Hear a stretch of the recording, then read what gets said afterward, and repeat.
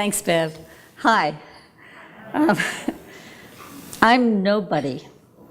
Who are you? Are you nobody too? That's the start of a poem by Emily Dickinson, but it's also the way I felt like nobody in relation to early childhood issues in 1998.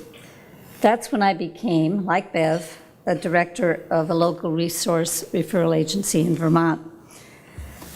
I thought my role was to simply oversee 6 staff members, helping them support families find childcare, and helping them better train 100 early educators in Windham County, Vermont. I was really naive. The agency, it turned out, was $25,000 in debt, innocent mistakes made by 3 different people doing the books. I had 5 months to get it out of the red, and the former director had taken her desk, her chair, and her computer with her. I needed all 3. I hit the ground running, searching for money. I'm really glad that this topic today will help you find ways to get more money. But it was more than the fiscal shock I faced. I was really innocent. I had assumed there was plenty of good child care around to meet family needs. Not so. You know the stories. In Vermont, only over 70% of the women with children under 6 were in the workforce. Regulated child care could serve only 50% of those children. And my staff informally estimated that maybe 15% of that child care was of adequate quality. On top of all of that was all the new information published about brain development, 80% by age 3, 95% by age 5, all before they go to kindergarten, and economic returns of maybe 7 to 14% for investments in early childhood, but nobody was investing. So why then was childcare in such bad shape? Why was it so underfunded and so undervalued?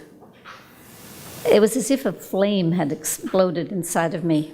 I'm the eldest of 6 kids. I had a wise mother who was a good role model, and I was more of a little mother than a big sister to my 5 siblings. How many of you have similar stories?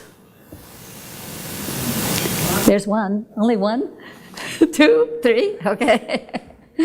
I literally babysat my way through college. I had a series of nonprofit jobs in education and social services.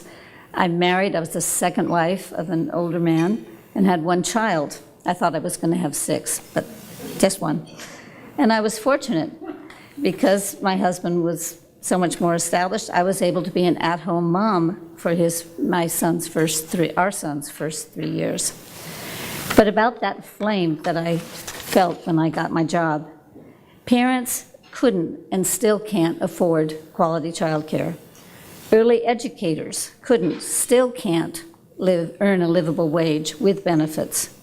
Philanthropies, try as they might, and Turrell and others really do try hard, don't have anywhere near enough resources to either sustain current programs or build a better system. States haven't gotten the message. They have competing demands, and few power brokers are pressuring them to change their priorities and pay attention to little children. And our federal government, bless it, is capable of doing the job, and most other countries do prioritize young children, but not us. We need to change all of this. Our children are counting on us. You, are the best ones positioned to do this work. You know more about child development, what makes for a good program. You know what happens to children who have only received, at best, safe warehousing when they get to kindergarten.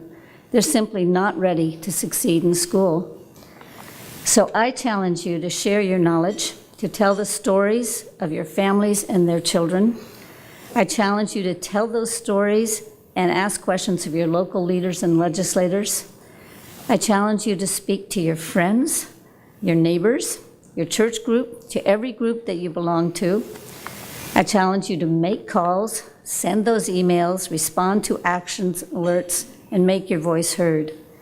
It's the only way that together we can build the public will for the changes that will guarantee each child a good start in life.